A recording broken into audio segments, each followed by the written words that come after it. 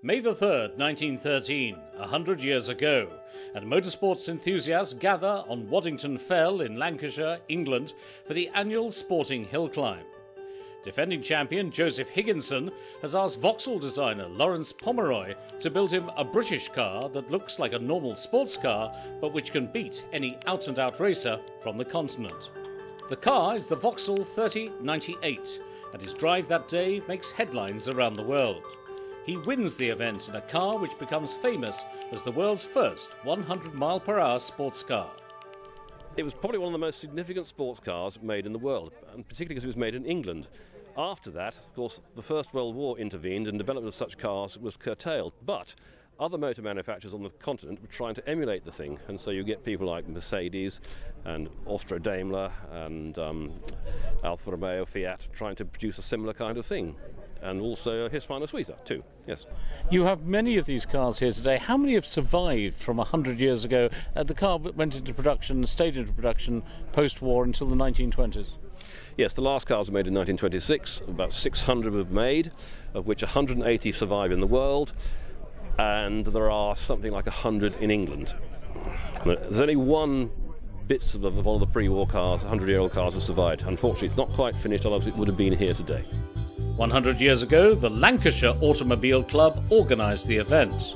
100 years on, the same club is running the anniversary celebrations, with over 30 3098s, the youngest nearly 90 years old, taking part.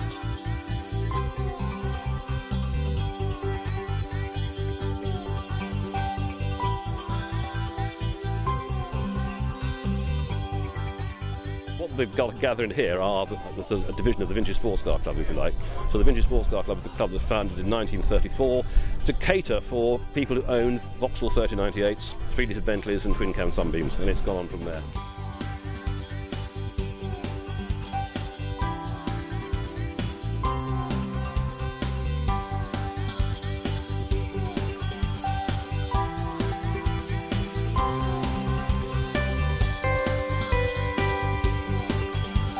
Today is not a competition, just a celebration, and the cars with full supervision make their way to the exact point where Higginson and his rivals started their runs 100 years ago.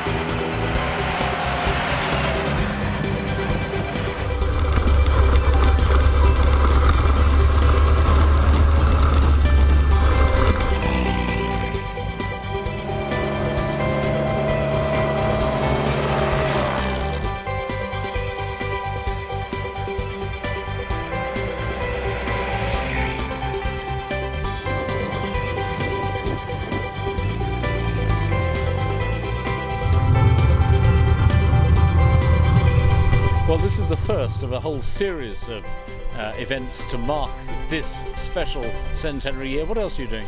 Yes, the reason is that this is the first time in public the car appeared. The next time would have been locally in Yorkshire, and then the other significant time was the Sheltley Walsh, and then after that at Brooklands. So we are actually going to be visiting Shelsley Walsh on the 2nd of July to commemorate Higginson's climb there, where he took the Shelsley Walsh record. And then at Brooklands, there are lots and lots of cars 39 years later were used for racing. In fact, some of the cars here that were actually originally used for racing at Brooklands, including my own. And I presume you're already starting to think about the next 100 years. We won't be here, but... Well, the cars will be there, won't they?